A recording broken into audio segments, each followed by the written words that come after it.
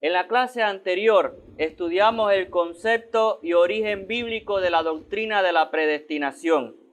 Había quedado pendiente el estudio de los medios y correcta aplicación de esta doctrina que abordaremos en la mañana de hoy, lo cual es muy importante para ver cómo se cumple la predestinación y cuál es la correcta aplicación, pues muchos no convertidos la tuercen como licencia para pecar, que hace que incluso creyentes convencidos nieguen esta doctrina, además por desconocimiento real de la misma, lo cual conduce a problemas mayores, restándole la gloria a Dios en la salvación y acercándose peligrosamente a una salvación por obra.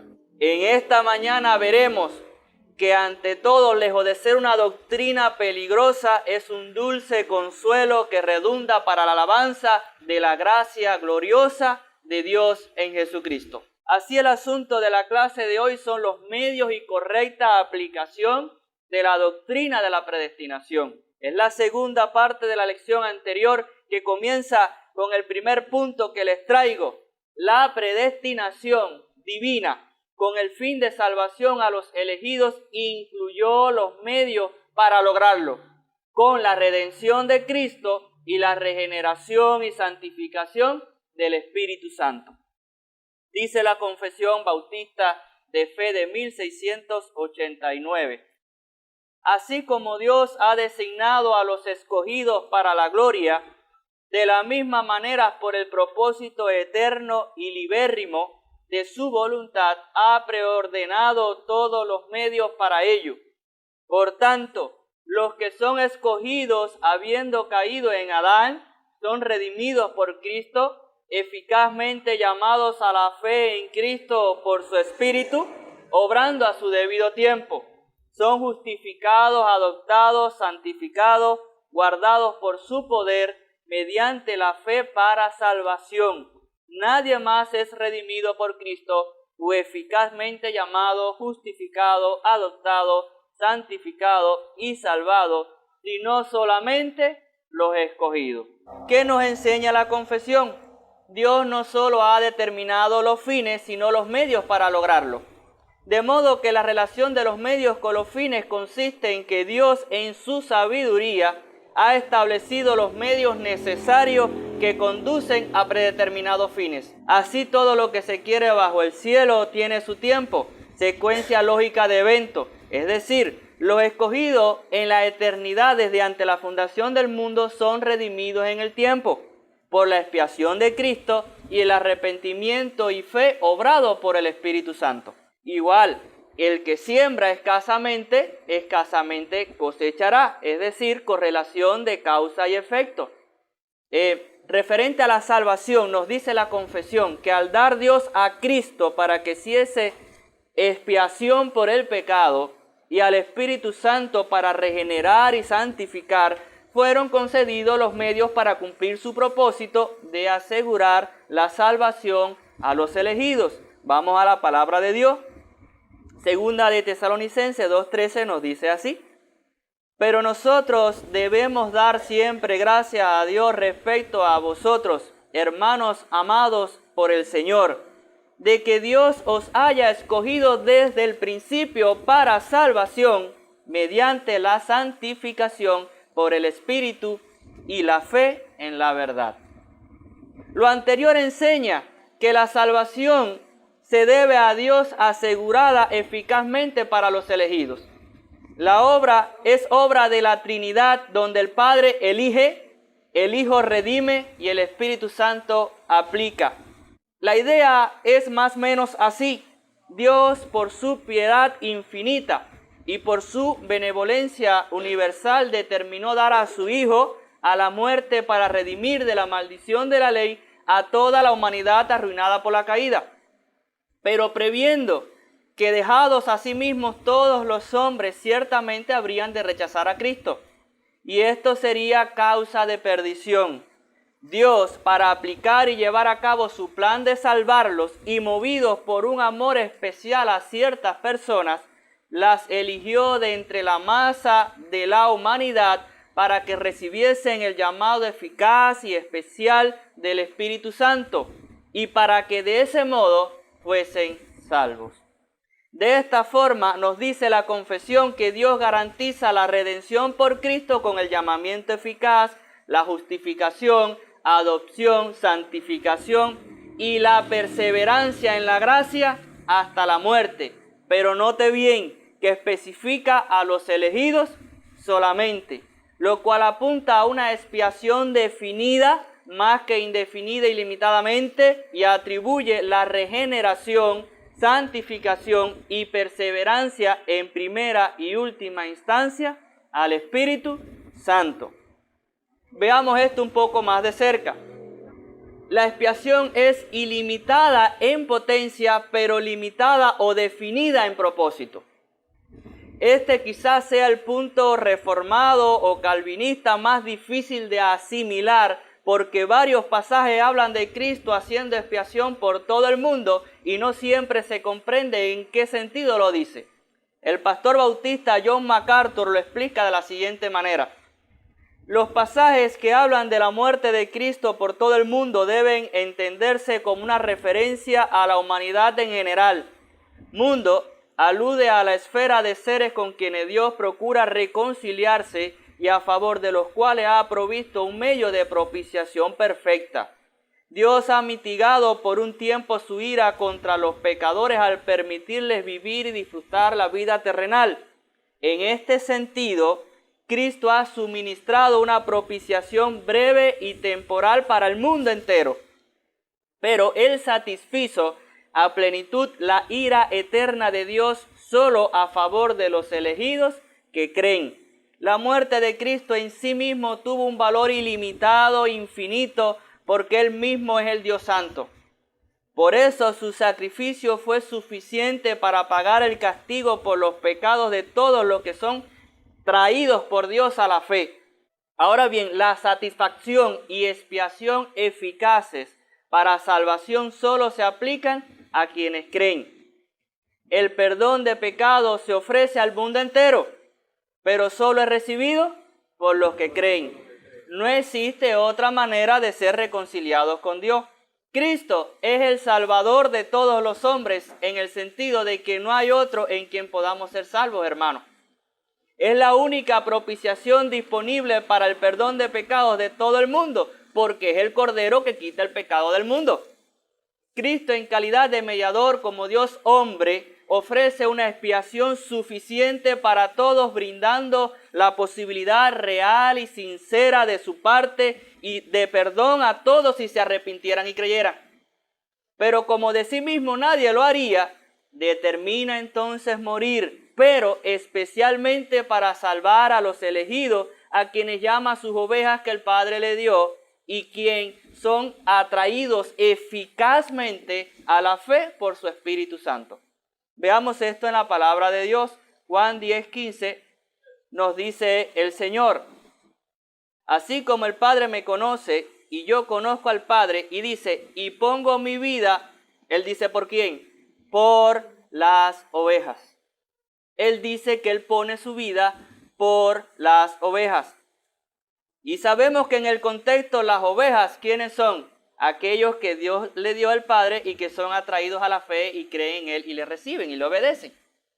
Ahora bien, también en Juan 17, versos 2 y 9, dice, como le has dado potestad sobre toda carne para que dé vida eterna a todos los que les diste. Note que Él dice vida eterna a los que les diste. Y Él dice quiénes son los que les diste. Los que son atraídos a la fe. Y dice en el 9, y esto quizás le choque a muchos, pero el Señor Jesús es el que está hablando. Yo ruego por ellos. Está hablando en el contexto por sus ovejas, las que Dios le dio, las que fueron atraídas a la fe por su Espíritu eficazmente. Dice, yo ruego por ellos. No ruego por el mundo. No está rogando por el mundo, dice, sino por los que me diste, porque tuyos son. Hay una expiación determinada, definida en la mente de Cristo. Por otro lado, note esto, lo que hace la doctrina arminiana. La doctrina arminiana, con una expiación solo ilimitada e indeterminada, enfatiza la potencialidad de salvación, pero de forma impersonal y a merced del hombre de sálvese quien pueda, donde al final Cristo no salva a nadie realmente, sino que solo lo hace posible, y es el hombre el que se salvaría a sí mismo con un poco de asistencia, de gracia preventiva y ayuda. Sin embargo, la Biblia enseña que Cristo sí tenía en mente definido por quién valdría la pena morir, aunque en un sentido real y sensible lo haya hecho por todos como el Redentor para la humanidad. Pero sería mayormente para aquellos que creerían por la obra interna eficaz, no preventiva, eficaz, no preparatoria, eficaz del Espíritu Santo. De esta obra del Espíritu Santo termina hablando este punto de la confesión de 1689. Y veremos la obra de aplicación de salvación del Espíritu Santo. El arminiano no solo dice que Cristo no murió por individuos en específico, sino que la gracia de Dios es preventiva o preparatoria, pero no eficaz determinantemente para la respuesta del hombre. Para ellos, el llamado de Dios es una propuesta acompañada con un poco de iluminación, pero sin persuasión alguna. Sin embargo, la confesión que estamos comentando se refiere al llamado eficaz, diferenciándolo del llamado general a todos los hombres. La Biblia enseña esto. La Biblia enseña el doble llamado cuando Jesús dice que muchos son los llamados, pero pocos los escogidos. Mateo 20:16 lo puede ver. Dios hace un llamado externo, sincero a todos al arrepentimiento y fe como deberían hacer. Y un día darán cuenta por ello, al igual que por la desobediencia a la ley que deberían obedecer.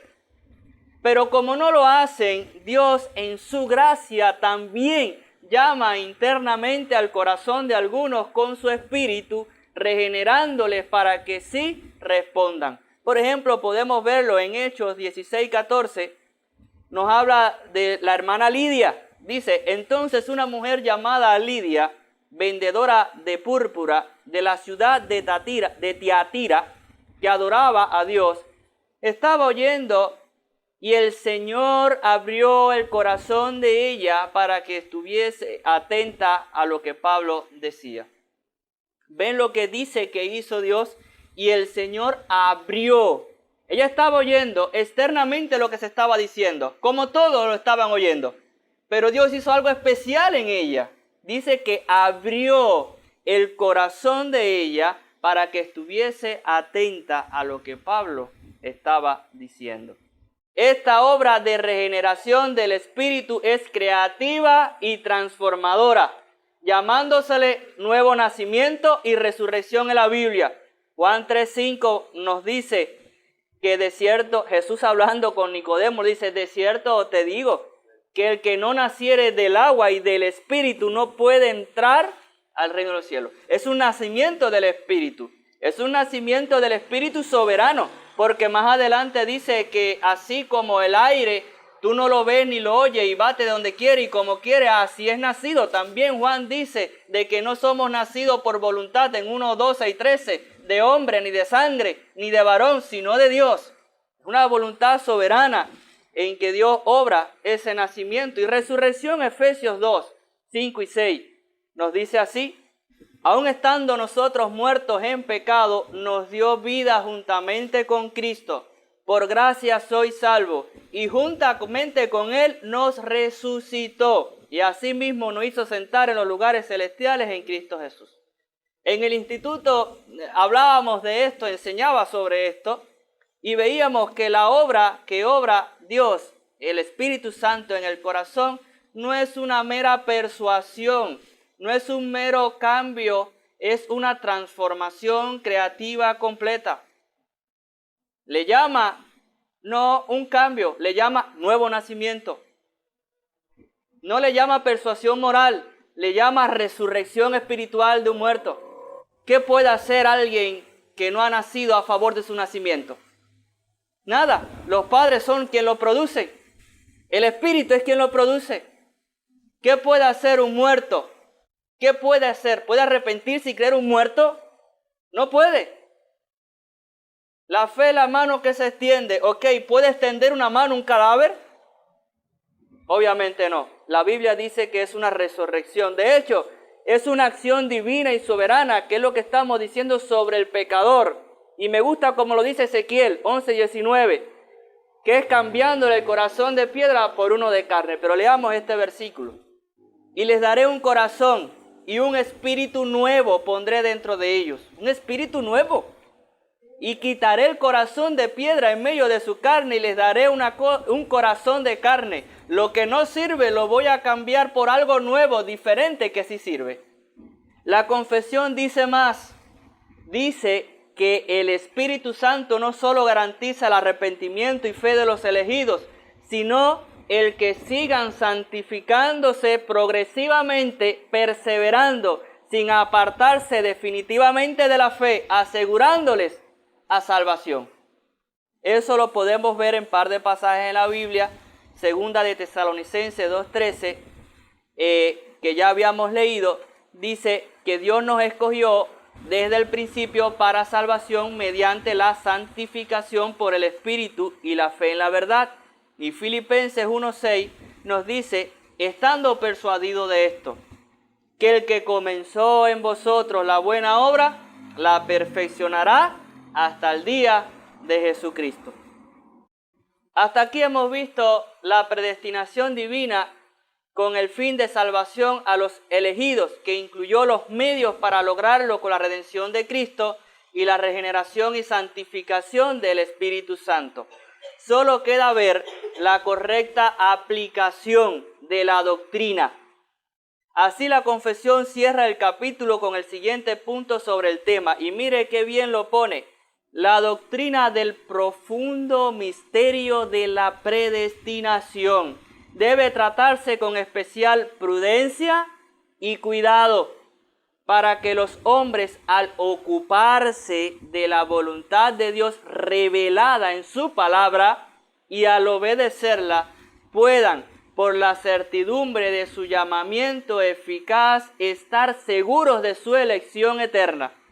De este modo, esta doctrina proporcionará motivo de alabanza, reverencia, admiración a Dios y de humildad, diligencias y abundante consuelo a todos los que sinceramente obedecen al Evangelio. Tres cosas nos enseña este punto final del capítulo de la predestinación. Nos da primero una advertencia, luego una orden y por último un resultado. ¿Cuál es la advertencia? La advertencia es prudencia y cuidado ante el profundo misterio de la predestinación.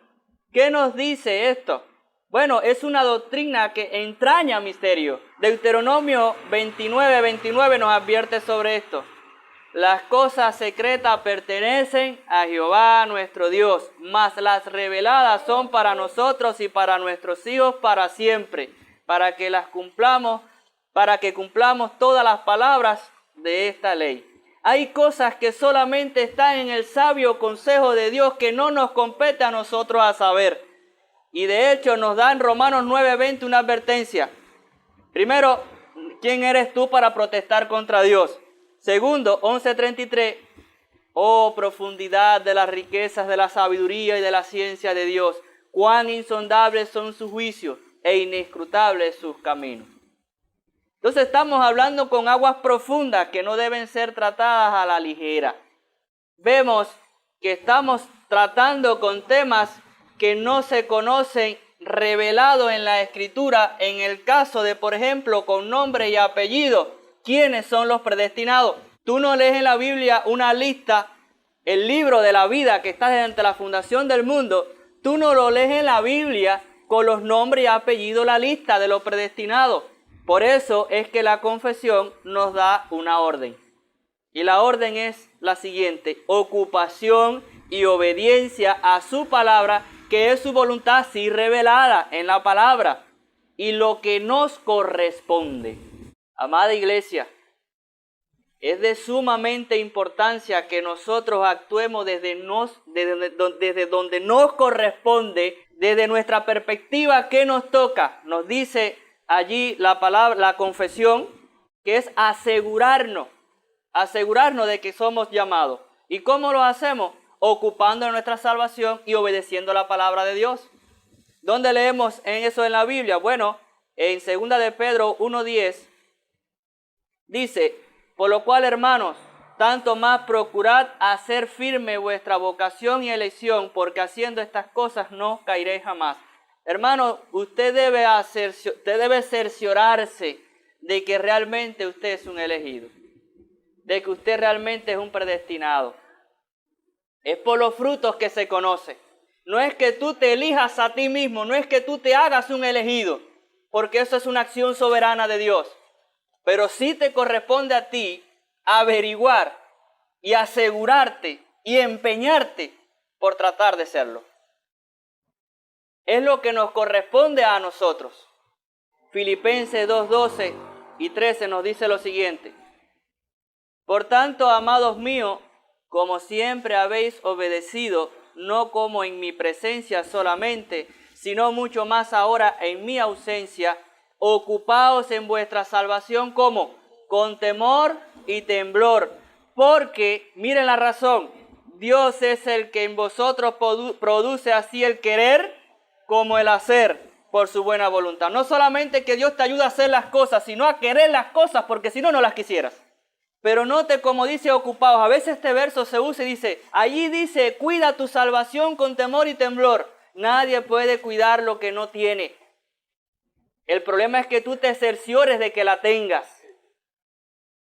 Y es por eso que tú tienes que ocuparte en la salvación. Hay una parte de la responsabilidad humana que en la regeneración no actúa. Es Dios solamente creando. Pero en la santificación coopera, porque ya tú naciste, ya sí tienes vida, ya tienes espíritu, ya resucitaste. Ahora tú sí tienes que hacer y poner diligencia, empeño en confirmar que realmente lo eres. ¿Cómo? Primero, en la regeneración, a todo el mundo sabemos cómo desde nuestra perspectiva, arrepiéntete y cree. En la santificación, usa los medios de gracia. ¿Cómo? La lectura de la palabra, la iglesia, la oración, el emplearse en las obras. Es la fe que obra por el amor. Realmente estamos hablando de algo muy crucial para no caer con una doctrina de predestinación como inconversos hacen, caer en un fatalismo. Ya Dios determinó todas las cosas, ya yo no tengo que hacer nada. Dios determinó las cosas y determinó los medios y te dio participación en los medios en tu santificación. La Biblia nos enseña que nosotros debemos responder en nuestra vida cristiana, responder en obediencia a la voluntad que sí fue revelada en las Escrituras, y es arrepentirse y creer y santificarse en su vida cristiana para con Dios. Ahora bien, la confesión termina con un resultado, y es aliento para perseverar en dependencia y glorificación a Dios. Y por eso es que esta doctrina está en la Biblia, porque es necesario. Hay quien dice, no, tú le dices a la gente de que Dios le da seguridad en la salvación, predestinación y demás, y la gente se puede acomodar. Bien, la gente necesita primero confirmar que realmente él está recibiendo esa gracia salvífica, que realmente tiene esa fe salvadora. Entonces no hay lugar para acomodarse. Pero también qué aliento para aquel cristiano donde Satanás acusa y le hace luchar con sus batallas internas y ve que no puede.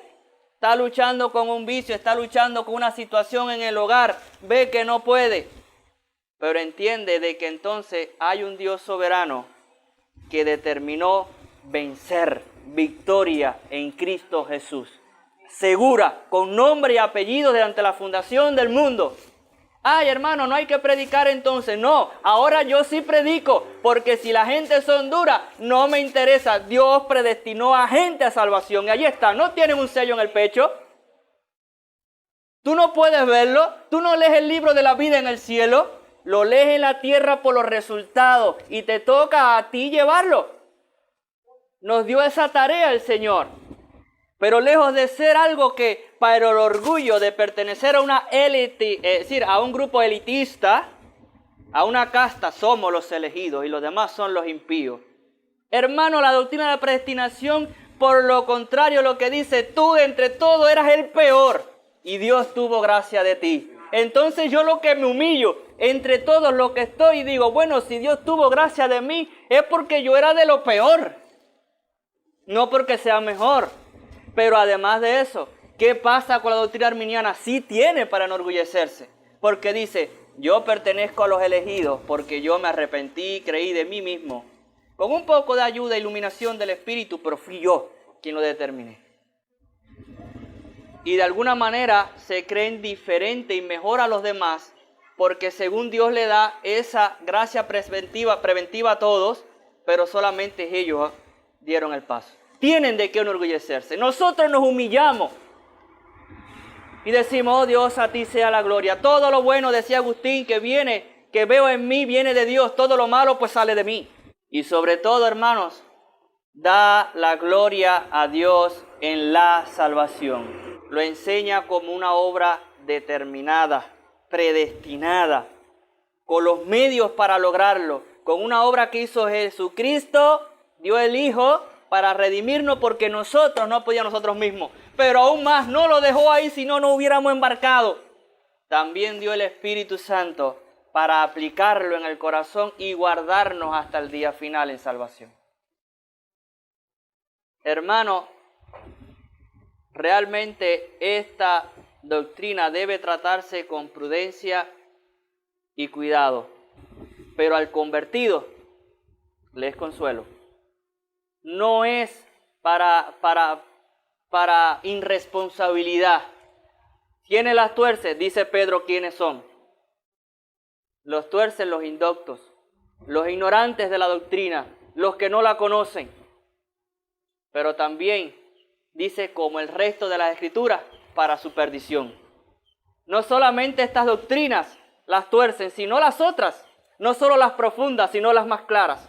Pero realmente no nos compete a nosotros restar al conocimiento de Dios revelado en su palabra.